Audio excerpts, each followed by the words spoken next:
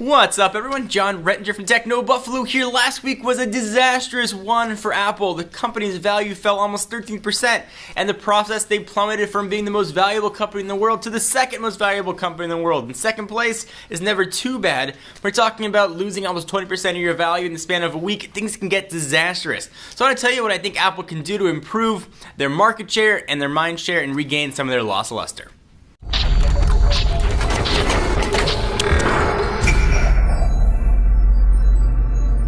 So real quick business background on what happened. Apple, as any publicly traded company in the US has to do, release quarterly earnings, and they missed estimates. They still put out about 350-ish billion of profits, but it wasn't what people expected, and their stock fell almost 60 points or $60 depending on how you want to look at it.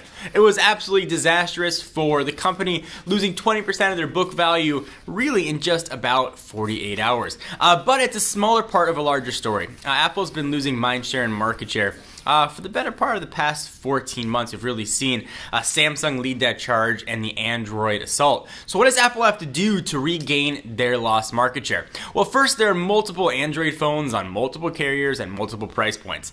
Apple is currently offering, at least from the phone standpoint, one phone. It's the iPhone 5. They've got older models that are available as well. But it's one phone on one carrier at the same price. Apple's being attacked from all angles, but they're only fighting straight ahead.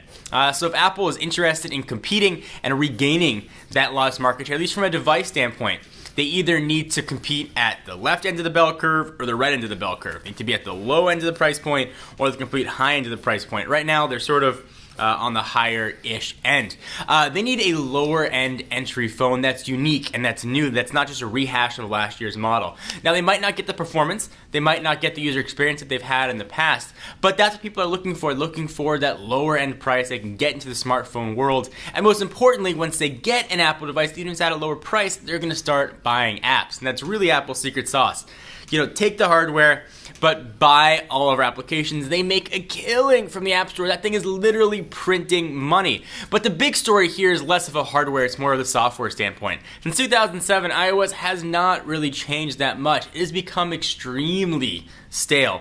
The icon's still the same, you interact with it the same, you can now create folders, you can move icons around, and of course we have the App Store. But things just haven't evolved. You don't have any way of quickly viewing information. You don't have any sort of live tile equivalent or widget equivalent or anything along those lines. In order to get the information, you have to look inside of an application. If you want to see what notification is, you have to go inside of an application. There's Notification Center you can pull down, but you only get just a smidgen of information there.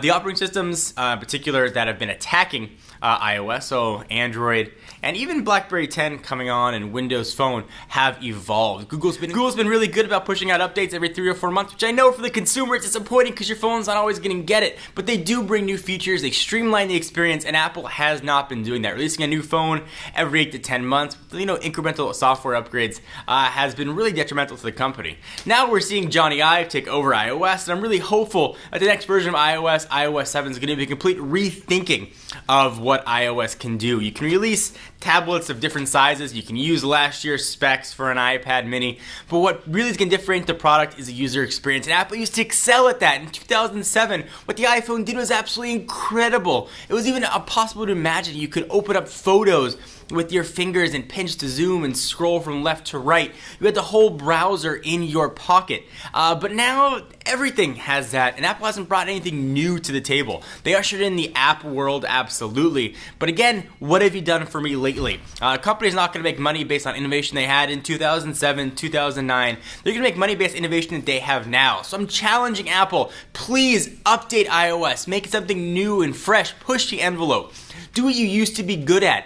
And when you are successful, Apple, it's making Android better. It forces Google to be better. It's going to force RIM and Microsoft to improve and step up their games. So Apple, please bring some updated software, bring some updated hardware, and let's go ahead and get back to where we once were. Do you guys agree, disagree? What do you think Apple needs to do? Try and keep the comments civil. Anytime we mention Apple or Android, they always erupt in a huge flame war. From a business standpoint, I'd love to hear your thoughts. I'm John Rettinger from Techno Buffalo. See you next video.